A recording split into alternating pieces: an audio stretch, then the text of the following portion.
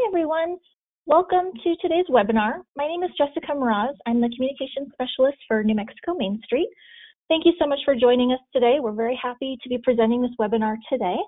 New Mexico MainStreet is a program of the New Mexico Economic Development Department, and the New Mexico Economic Development Department is working as hard as they can to support New Mexico businesses during this time. This webinar series is part of that initiative. To learn more about New Mexico Economic Development programs, you can visit gonm.biz. Another initiative that they are also spearheading is the buynmlocal.com website. So if you own a business or if you are a Main Street district, please encourage your businesses to register their business on buynmlocal.com. That way we can buy gift cards and support our businesses during this time. Now, New Mexico MainStreet's mission is downtown revitalization and redevelopment. You can learn more about us at nmmainstreet.org, and you can see on the map here that our programs are spread all around the state with Main Street districts, arts and cultural districts, frontier and Native American communities, and historic theaters. Now, I wanted to introduce our speakers today. We have Robyne Beaubien and Amy Barnhart. They are both New Mexico MainStreet Revitalization Specialists. Robyne is a promotion and image development specialist. She has been with New Mexico MainStreet since 2009, and she works on the promotion point, assisting communities with image development, branding, special events, retail activities, communications, and social media. Amy Barnhart is a preservation and nonprofit resource development specialist. She's been with New Mexico MainStreet since 2013. She provides organizational development support to local organizations with an emphasis on fundraising and capacity building. Both of our speakers today are previous New Mexico MainStreet executive directors, so they have firsthand experience with the program and economic revitalization. So with that, I'm going to go ahead and turn it over to Robyne, and then we're also going to be taking questions at the end. You can insert your questions in the chat box, and you should also see a handouts option on the right-hand side where you can download the presentation and follow along. Thanks, Robyne. Thank you, Jessica. Again, welcome everybody. We are so glad you are joining us today, and we hopefully are going to share some information that is you might know about, but also might be useful and have a little bit different twist and find something that will benefit your businesses or the businesses you're assisting. So the first thing I want to talk with you about today is using Facebook to sell products. And a lot of us are on Facebook, and there's a lot of controversy about whether or not Facebook is a good tool for businesses. And I would say hands down, it is definitely a place that if you are a business out there today that you want to be, because it gives you a lot of options to connect with a very broad base of people and potentially sell some products. So some tools that are out there on Facebook right now that you can use to sell, and a business can use to sell, is by using their Facebook business page. And this, of course, is different from a Facebook personal account, which you have to set up a business page. So you need to be sure that your business page is actually a business page and not a personal account. Facebook has been cracking down on businesses that are operating off of personal accounts. But you can keep your personal account private and link to a business page that you can interact with people on. But it's a great place to sell. You can also use Facebook groups, Facebook live events, and you can also sell gift cards. I'm going to talk a little bit more about those things in detail. But I also want to tell you about Facebook Blueprint. It is a great resource that has all different types of helps and tutorials and videos to assist business owners using a business page on Facebook. It's obviously by Facebook. So if you're using it and using Facebook, you have some issues or some challenges, it's a great place to find information. So let's talk about ways that you can use your Facebook business page to sell. And this is a great example. It's a small boutique, and they sell a lot of different items from apparel to furniture and a lot of repurposed and recycled items. They're called Two Shabby Divas, and they sell product right off of their website. They typically, or I'm sorry, off of their Facebook page. They typically list the items and put several great pictures. I think they do a really good job of their pictures that they include. And then they will say, message us if you're interested. So you can then just click through on their main page and send them a message and let them know that you're interested in that piece.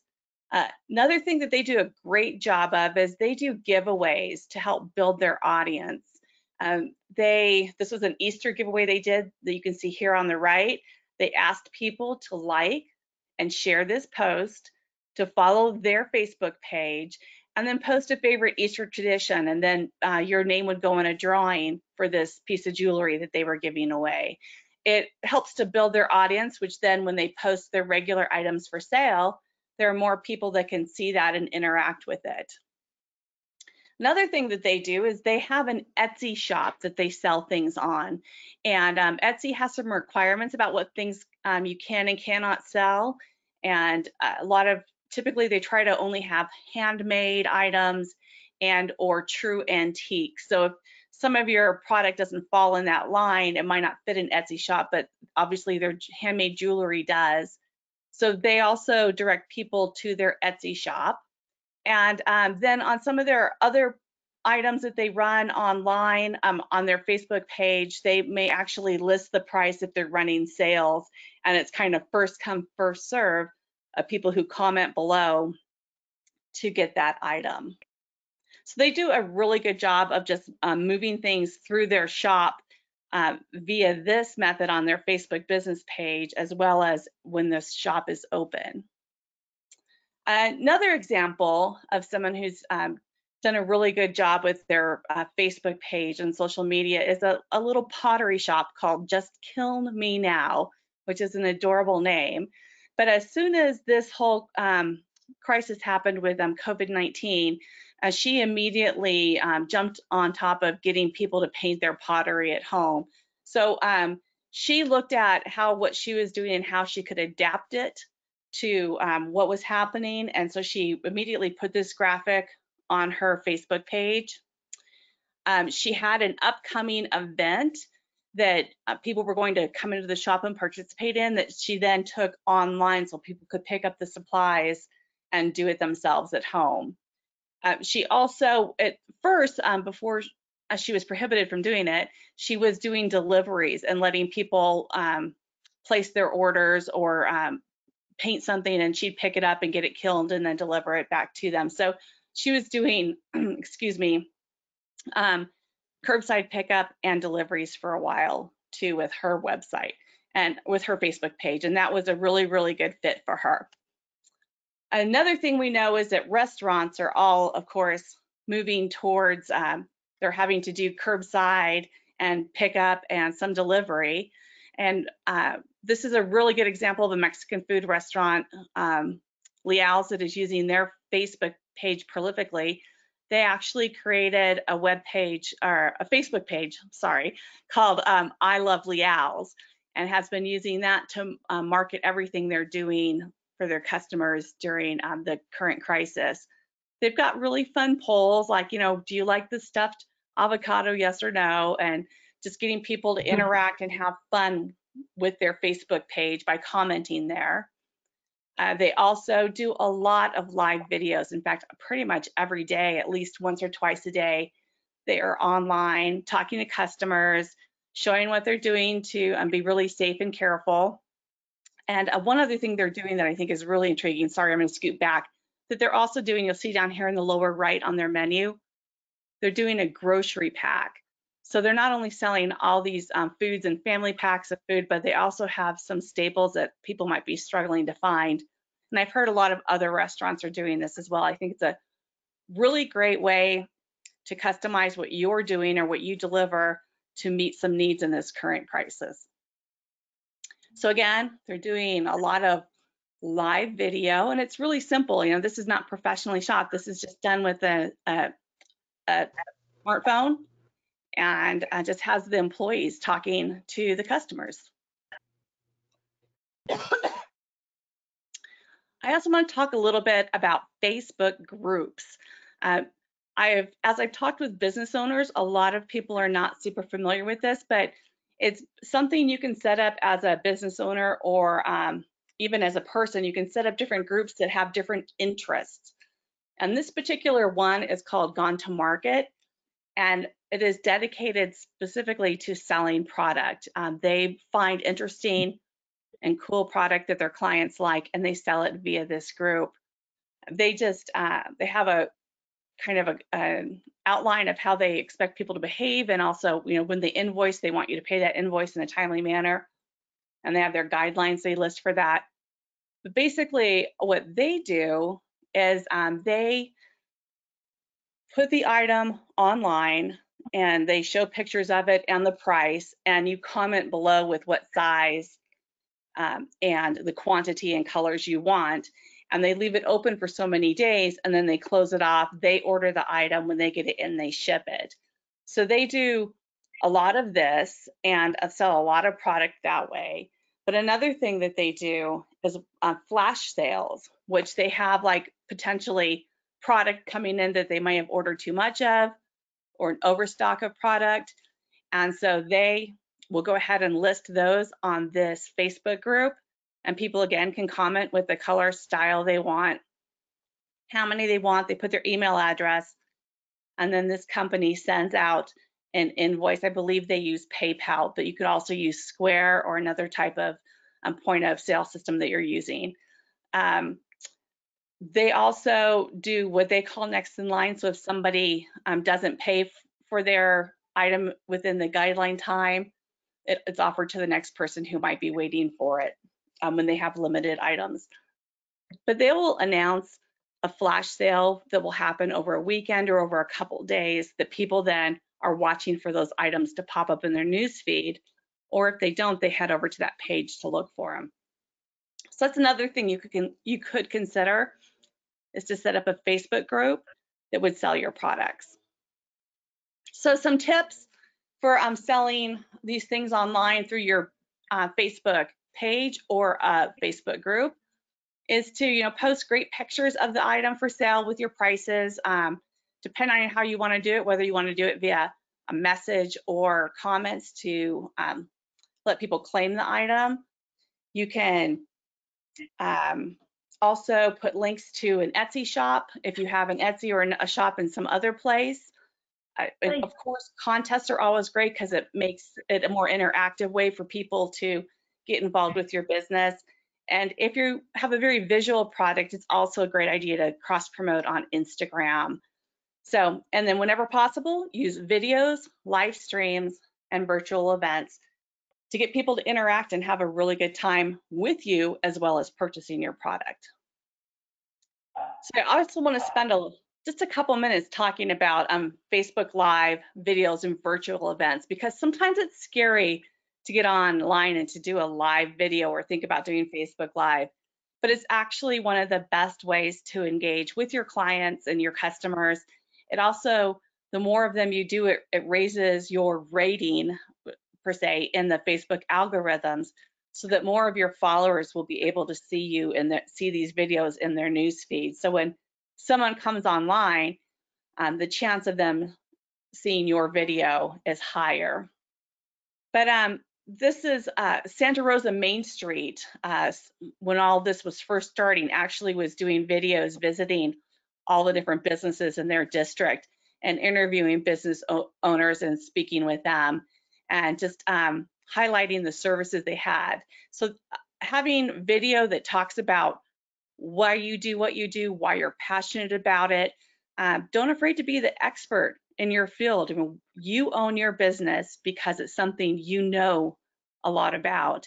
And so as a customer, I'm coming to you and for advice and your opinions on what will work and won't work, or how to use your product. So don't be afraid to use the video and step out and to be the expert in your field.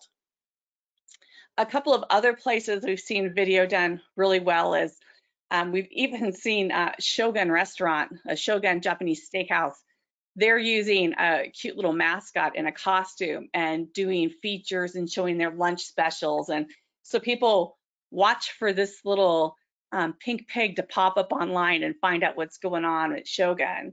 And then again, Liao's does an update pretty much daily on what they have going on. So having those interactions with people is always a great way to build your audience and to keep in communication. People are spending more time on social media right now, so it's a good way to stay in touch with them.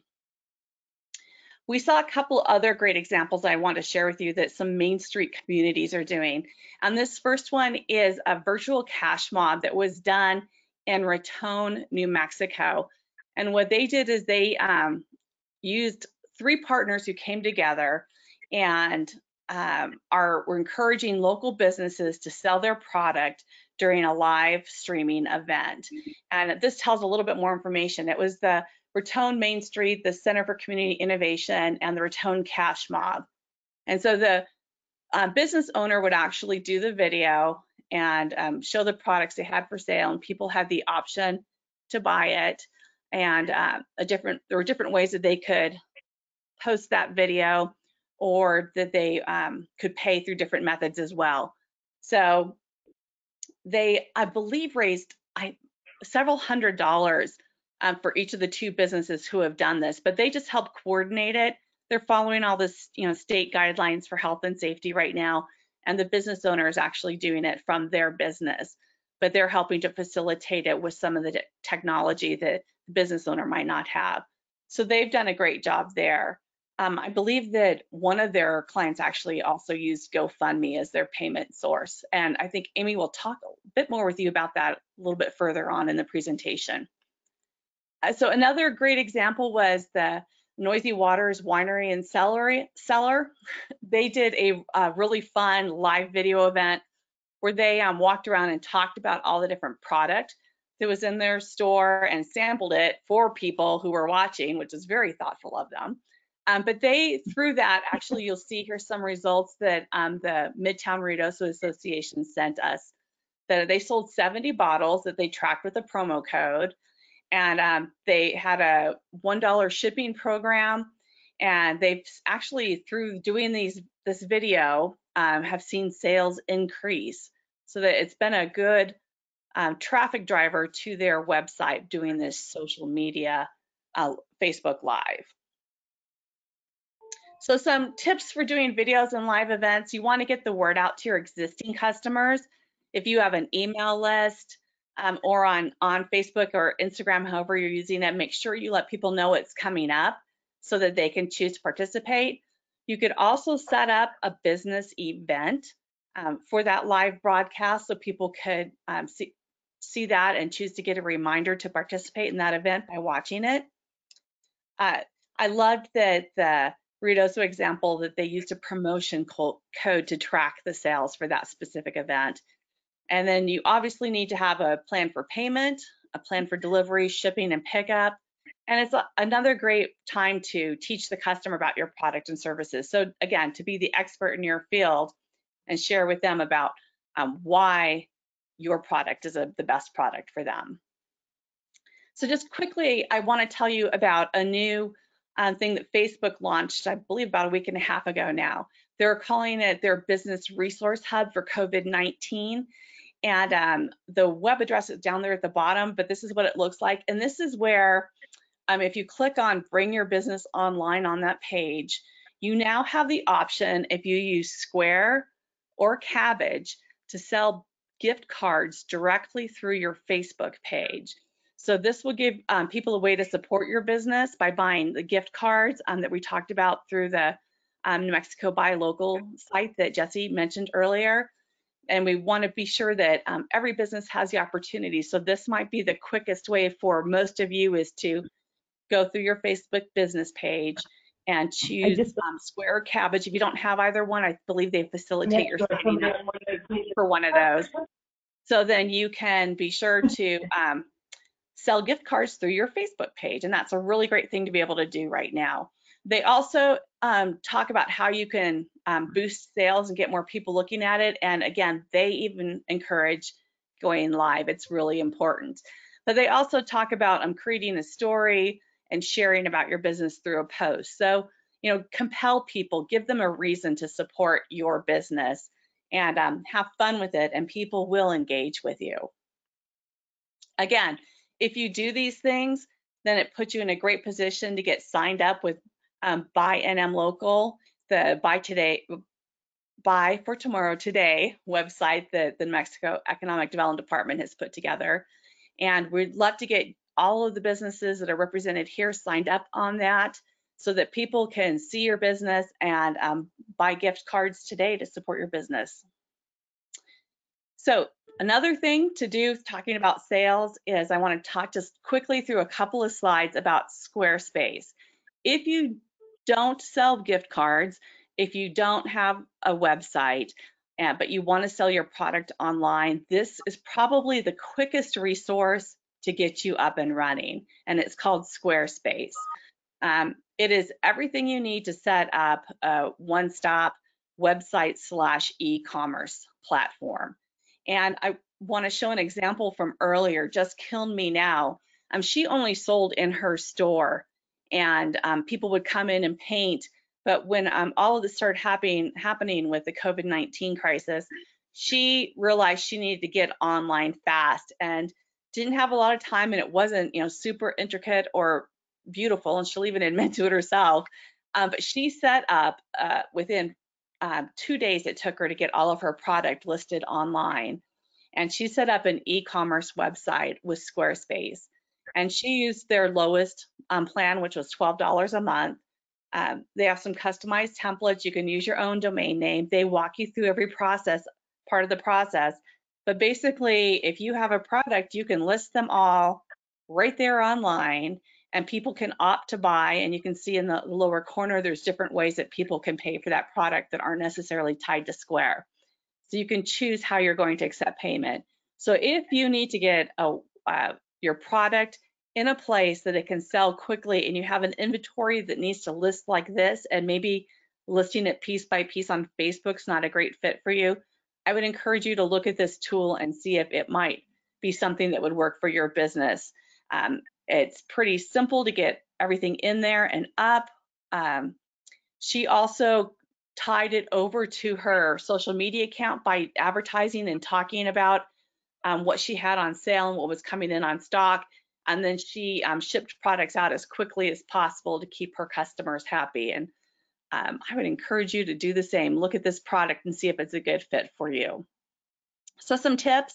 Find solutions with what you are already using. If there's something you're using, see if there is a way through your existing payment system to either take it online in a different way, or they may even have a product in place to set up a business store online with whatever system you're using to take payment right now. So check into that first. Use social media to interact with customers. It's challenging, but if you spend some time every day just getting out there and sharing about your product and interacting with people, it will make a difference in people engaging with you and buying your product. Look at creating virtual events that would encourage people to shop online and buy your product. And then when you're creating that online store, here's just a couple of tips. Make sure you keep those product descriptions short and accurate. And if there's some way to show people with a ruler or something what the dimensions are on that product, so that they have or some kind of like a Coke can next to whatever your product is, so people can understand the dimension, the comparison to something that they know in real life. Because there's nothing worse than thinking you're buying, a 15-inch tall statue and getting it, it's only actually 2 inches tall because there was no frame of reference for that in the picture. Be sure to collect email addresses of everyone you're interacting with so that you can build a strong email list, because direct email is still the king when it comes to interacting with customers. It is the best way to do that, is that one-on-one communication. So hopefully that gave you some great ideas about using Facebook. And if you need Squarespace, it's a great way to start up an online store. And I'm going to turn it over now to Amy Barnhart to talk to you about crowdfunding. Thank you, Robin. That was some great information to start with. Thank you. You can skip the slide. Thank you. So today we're going to be really focusing in on crowdfunding as far as it relates to businesses. So frequently we will see campaigns for people who are individuals who are crowdfunding. Maybe they have had a health crisis, or they're crowdfunding on behalf of a nonprofit organization, but today we're looking at it specifically for businesses. So the most basic definition for crowdfunding is the practice of funding a project or venture by raising many small amounts of money from a large number of people, typically via the internet. There are 4 types of crowdfunding that we'll be touching on today: equity, rewards, debt, and donations. I have 2 examples here of how 2 different crowdfunding platforms define crowdfunding. GoFundMe is a donation-based crowdfunding platform. So they're using sort of different language. You know, they're focusing on helping people overcome hardship and achieve aspirational goals, helping a friend or the entire community. You can do everything from pay for your own surgery to fulfill a student's dream of attending college. When we look at Fundable, which is a rewards and equity-based crowdfunding platform, they're talking about raising capital through the collective effort of friends, family, customers, and individual investors. So they're using the term investors here. Tapping into a large pool of individuals and then leveraging their funds for greater reach and exposure. So equity crowdfunding gives funders equity in your business. You can see Meow Wolf here in the bottom right-hand corner. They raised over $1 million in 48 hours. If you're not familiar with Meow Wolf, they're based out of Santa Fe. And when I first saw this picture on the WeFunder website, I was very confused because I didn't realize it was Meow Wolf, but I could tell that was the Caverns. And I'm a Carlsbad, New Mexico girl, so I was like, what are the Caverns doing on this equity crowdfunding website? But they are actually one of the featured companies on there because they raised so much money so quickly, and they've gone on to do so amazingly well. So you as the business are able to set the terms of how much equity you are willing to give up to your investors. You can utilize stocks or convertible notes. And this is a very recent form of crowdfunding, so it's actually the least well known because there was a law that was passed in 2017 that actually allowed people to invest in small startups like this. Rewards crowdfunding provides incentives to donors. I'm sure many of you are familiar with Kickstarter. That's a very well-known rewards crowdfunding platform. And the rewards can be as little as a thank you card all the way up to a VIP event or activity that you get to be involved in as a contributor. The business does not have to pay back the money that they receive. And then usually people that are willing to support you in a rewards crowdfunding situation are so excited about your product or what you offer that they're willing to go out and really help spread the word for your business. You can see here, this is a company that it's a farm. They grow chili peppers, and they actually appear to use Kickstarter on an annual basis, and they basically get all of the money and pledges, you could say, up front. So then they kind of know how much they're going to be growing, and they have that money already. And so they're not going to be just growing and then stuck with a bunch of produce that they're not able to sell. This is a second example I wanted to show you from Kickstarter. This is a food truck that's trying to make the transition into a physical space. And so I'm not sure if this campaign started before or after COVID-19 hit, but they've kind of taken that language and they're using it to their benefit in this campaign.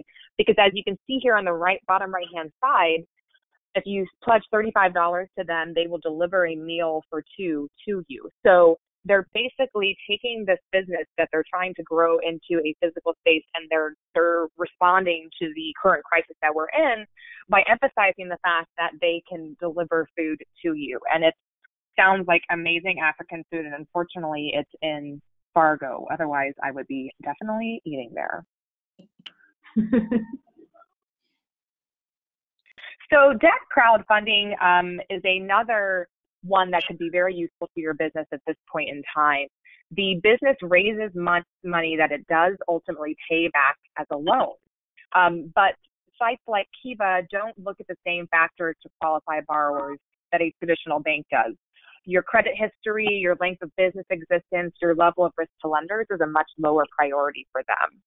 So if you are looking for a larger loan, you do have to meet more qualifications. And one of the things that this platform does require is that before they publicly post your campaign to their site, you have to recruit 50 to 30 lenders from your own network, say family, friends, customers who contribute. And then once you hit a certain number, then you're up on the site. So you can see these 3 businesses in the upper right-hand corner. They've all posted campaigns that are related to the impact that COVID-19 has had on their businesses. In the bottom left is a 37 vendor shopping mall who their campaign was to raise $2,500, which they did. And they had a total of 45 days to do so. To the right of that is a photo of their loan length. So they have 24 months to pay that money back. And there's no interest on that loan either, which is another great benefit to using this platform. So on to donation crowdfunding.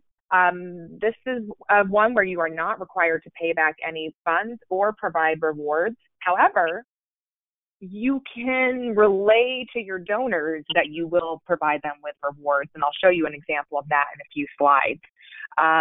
These sites historically have been used for raising money for individuals.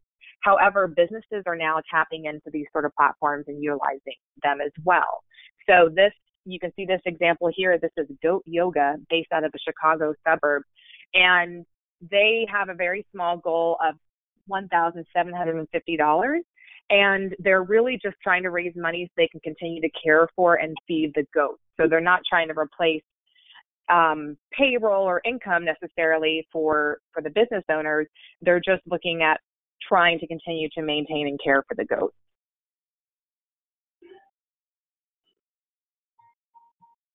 So what to look for or be aware of when you're choosing a crowdfunding platform and a type of crowdfunding.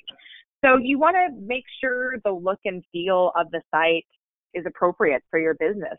Is it easy to use? Will your customers understand it? I think in the current situation that we're in, probably the debt crowdfunding or the donation crowdfunding would be the best way to go. You could potentially do some rewards crowdfunding as well, depending on what you're able to offer. Payment processing and fees are also something to keep in mind.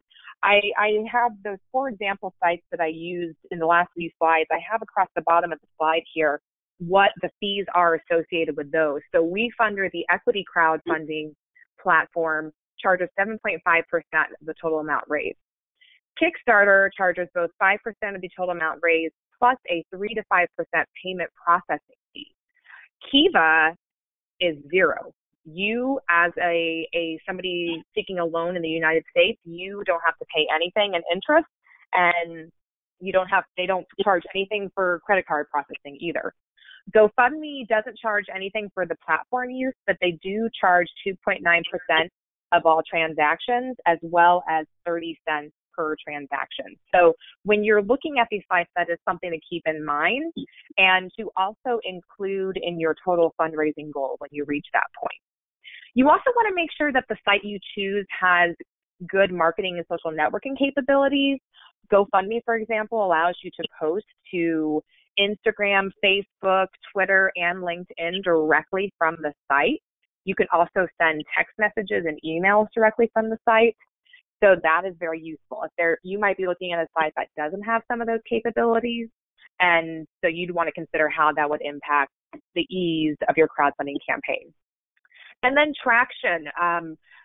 A lot of this will come down to you promoting your crowdfunding campaign yourself, but also if you're getting a lot of response and engagement, that can also bump you up to some of those main pages of those websites.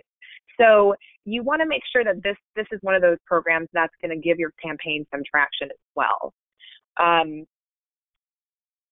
And then also keep in mind that depending on the site, you may have a set period of time in which you have to raise the money. So for Kickstarter, for example, there's a max number of days, which is 60, though they do recommend 30. So if you need the money, if you need to extend the campaign over a longer period of time, that's not necessarily going to work for you.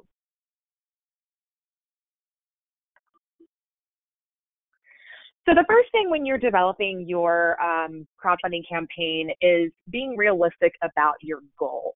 Choose something that you can achieve, but also be aware that you can increase it if your financial needs grow, or if you hit your goal very quickly and you really could use some more money, you can certainly update that and increase it, and then just let your followers know why you have done that. Just articulate to them.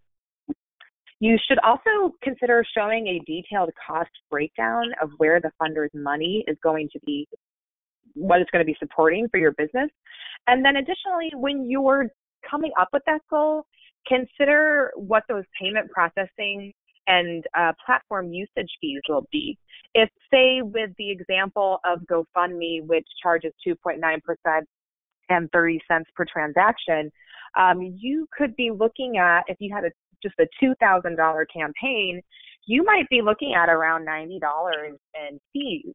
So I would suggest considering bumping that campaign up to $2,100, or say $2,250 if you kind of like those $50 numbers a little better. But just make sure you're including those costs in there and that you don't fall short as a result. I just included a few examples here so you can see sort of the different numbers. On the bottom left, these are fundraisers for large companies in big cities. So they've set much higher fundraising goals, 300,000, 750,000. Over on the right-hand side, we've got the goat yoga example again. They're just looking at raising 1,750. And then I found a bar in New York City that was just looking to raise $5,000 to help support their staff. And I have some text here from that campaign, and they bolded, all donations will be distributed to the hardworking staff. So they're coming right out front and letting you know this is exactly where that money is going to go.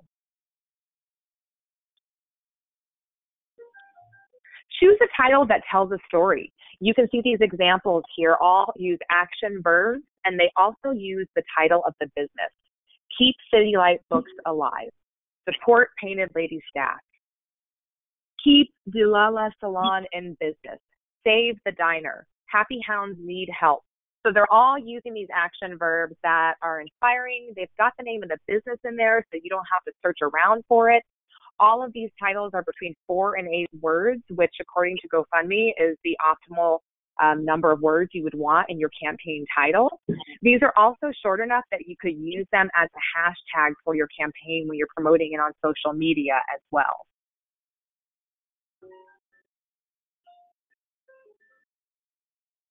So tell your story. Make it personal and compelling. Be honest and open. Share your story in the way that you would with a friend. Ask somebody else to read through that story as well, so we can make sure that you're conveying exactly what it is that you want to share with your audience. Make it easy for people to be able to skim through. You can use headlines, subheadings, bolded text, any way to make certain information pop out to your readers. Answer basic questions.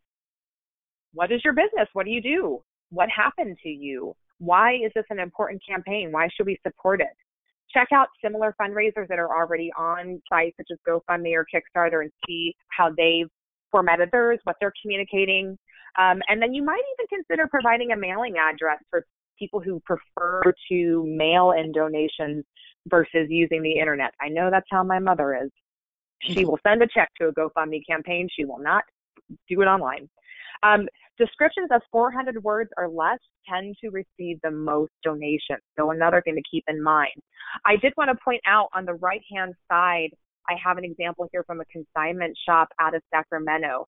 And if you get all the way down to the second to last paragraph, they finally mention buried in there that once you send, we're not asking for a donation. We're actually going to convert your money into store credit or a gift certificate. And then they go on to explain to you how they're going to do that. So that to me is very important information. And if this were my campaign, I would have made a point of bolding that, giving it its own subheading, making sure my donors were aware of it and that they understood that this was going to be a little reward for them for contributing.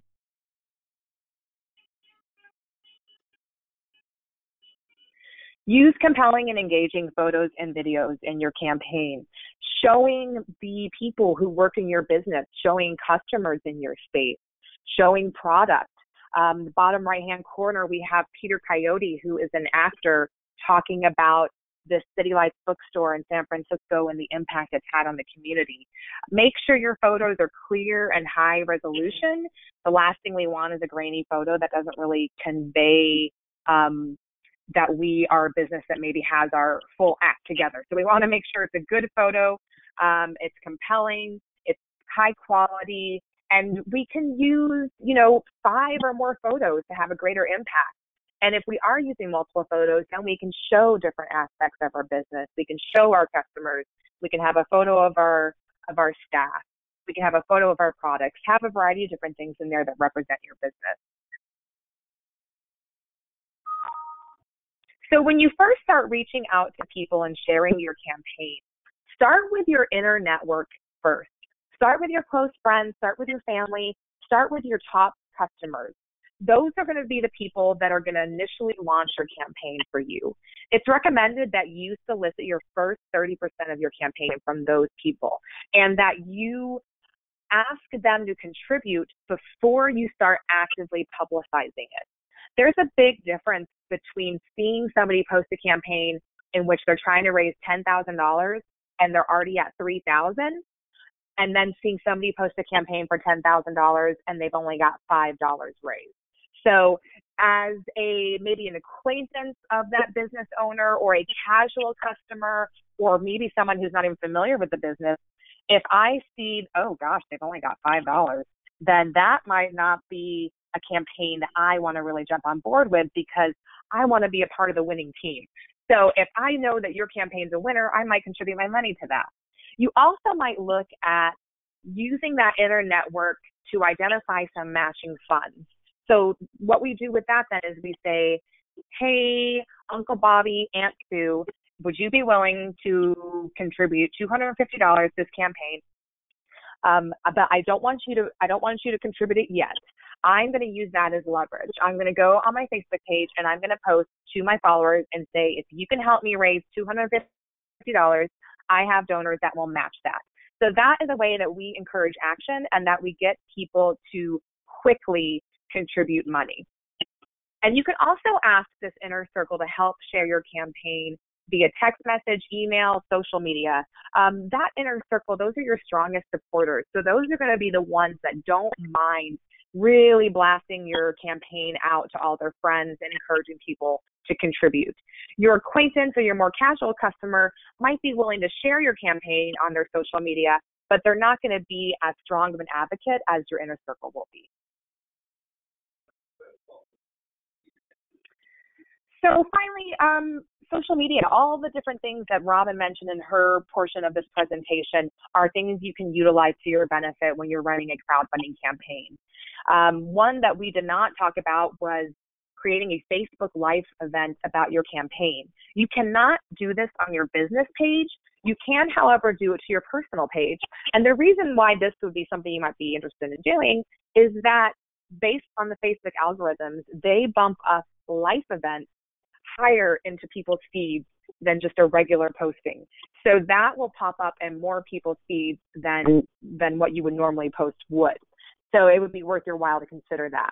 You can do a Facebook Live talking about your campaign if you have your own Facebook group, or if there's another Facebook group that supports your community or maybe your district, you could post in there.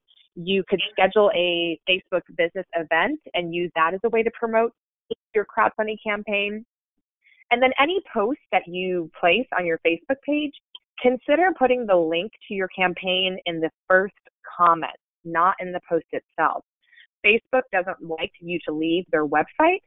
So if you have a link posted in your main post, they will not, based on the algorithms, it will not pop up in other people's feeds as frequently. You can also post your campaign to Instagram, Twitter, and LinkedIn. On Instagram, if you're an Instagram user, you know that you cannot post a website link to your story or in your text for a post.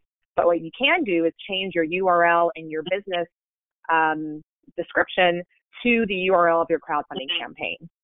You can also embed a campaign widget in your website. If you're utilizing GoFundMe, they have that capability. When you update your campaign on the crowdfunding platform, make sure you share that to your social media. Use your campaign hashtag, which hopefully is also the title of your campaign.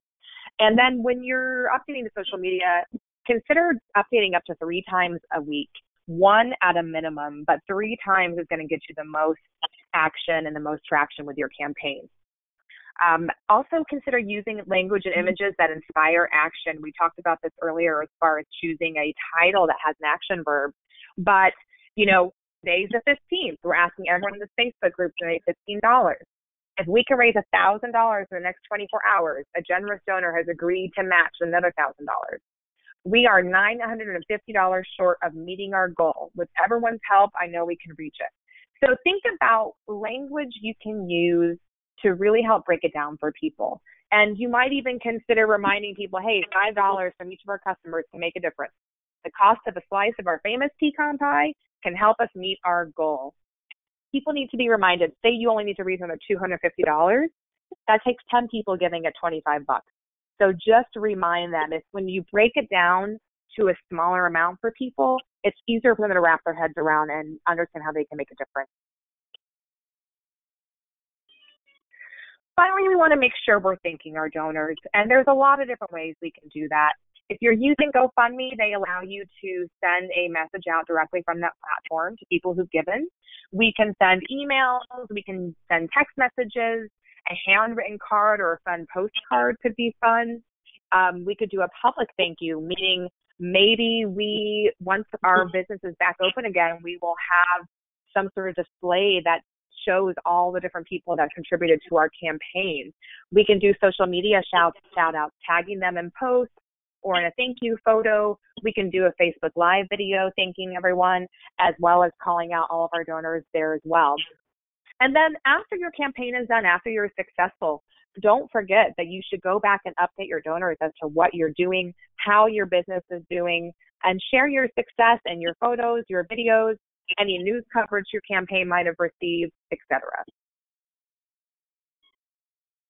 Finally, I wanted to just share some tips here. At the bottom there, you can see the different crowdfunding websites that I talked about. This is not necessarily saying you should use one or the other of these, but I know that these are all highly recommended, and there are many, many other crowdfunding platforms out there depending on what you're looking for. GoFundMe has tons of amazing information on developing a campaign, and a lot of these tips were culled from those different sources there.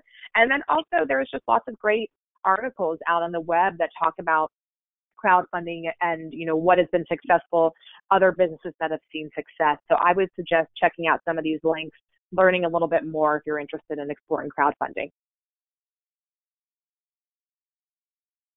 Finally, Robyne and I want to thank you on behalf of New Mexico MainStreet. We have really enjoyed putting together this content for all of you, and I hope that it is very helpful to what you're trying to do over this time, and we hope this time is nearing an end. But if there's any questions that anybody has, please type them in the chat. We're happy to help answer any of those. There is a handout that you can download from the webinar as well that is all these slides, so you'll have all that information to take home with you from here. Please check out these links on the left-hand side. We have our New Mexico MainStreet website, and then we also have a resource page dedicated to COVID-19 related resources. We up that every single day. We post all webinar links there as well. So if you're not sure what's coming up, visit that page every day, and there will be new information on funding sources, grant opportunities, and learning opportunities as well. And I think, Jessica, should we turn it back over to you? Oh, sure. Hey, that was great. Thank you so much, everyone. We do have a few questions. And before I read those aloud, though, I did want to plug our next webinar. The next webinar is called Key Partnerships in Your Business Mix. It's taking place next Thursday at 2:15 p.m. For the next 7 weeks, we're doing webinars every Thursday at 2:15 p.m. So check out our website to see those webinars. It's a variety of different topics. Okay, first question, would you please send out a link for all participants? I'd like to share with my local chambers of commerce and local businesses to help them. Yes, I will be emailing all of you a copy of the handout and the video link. Any chance the buynmlocal.com and the Buy Tomorrow Today portals might add a steals and deals of the day post feature to facilitate quick and or daily specials? That's a really great idea. I will pass that along to the administrators of that website. Let's see, just a comment, that was great, I'm inspired. The next one, let's see, here's a long one. Necessity is the mother of invention. It's so cool how many examples you have regarding creativity in a time of crisis. I have loads of questions regarding the investment crowdfunding. I feel like to go down that right now, we would need to have a proper business valuations. Do you all have any suggestions regarding execution for accurate valuations? Ooh. That's a good question. Yeah, we have a colleague who has a webinar coming up who probably would know the answer to that.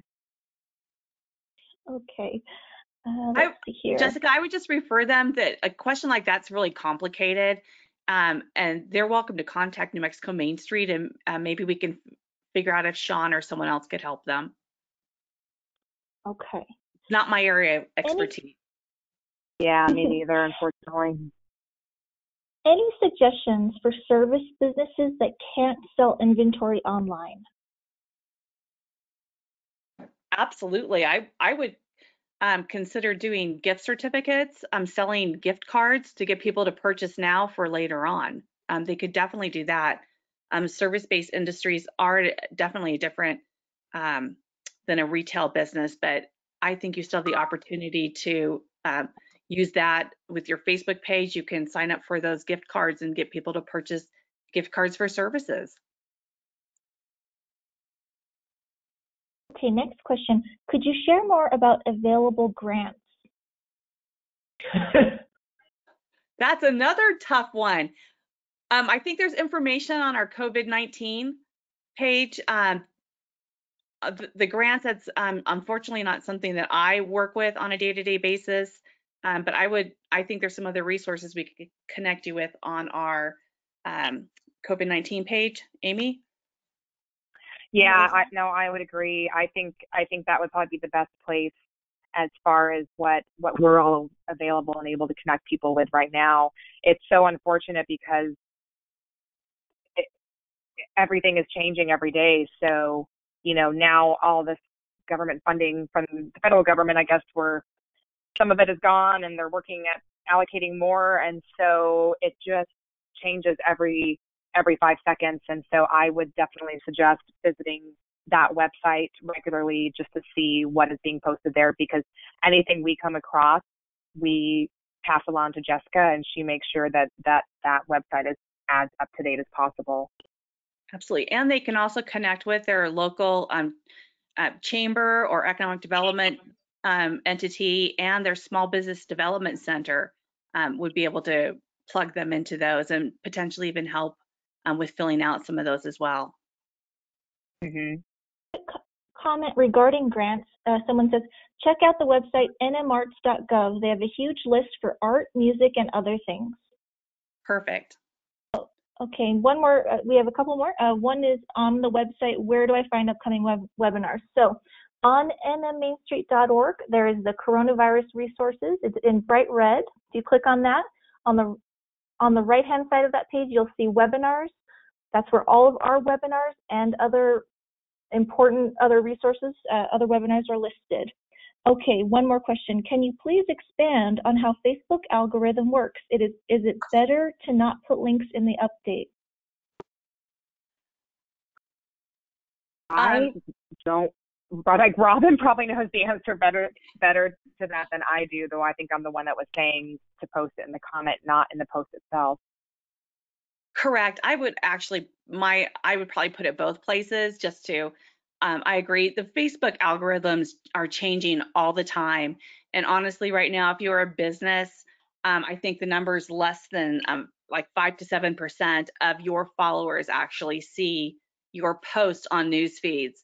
So the best thing to do is use video, as Amy mentioned, video, and live. Anything live you can do, Facebook Live. And she mentioned also using the personal life event, that could put stuff about your business on that, and that could help drive it up if you're using your personal Facebook account in conjunction with your business page. Not everyone does, but pictures are great, videos are better, and algorithms today will probably be different next week. So it is really important that you interact with people as well. If somebody comments, make sure you're commenting back. If somebody has a negative comment, be sure to even comment on those and find a good way to spin it. You know, we appreciate your feedback. So just make sure you're constantly interacting as well with those posts and videos that you put out there. Hopefully that answers your question. Algorithms are hard. We could probably do a whole workshop on those. Okay, it looks like I have one more. Are there going to be other webinars that focus on website development again, or Etsy-like pages? I don't believe we have anything like that scheduled. Next week is going to be about online engagement. But if you have questions about social media or website, go ahead and send us an email. info@nmmainstreet.org. Again, that's info@nmmainstreet.org. Let us know what you'd like to, what your situation is, and we can try to help you with that. Okay, I'm not seeing any other questions or chats, so I think it might be time to wrap up. Thank you.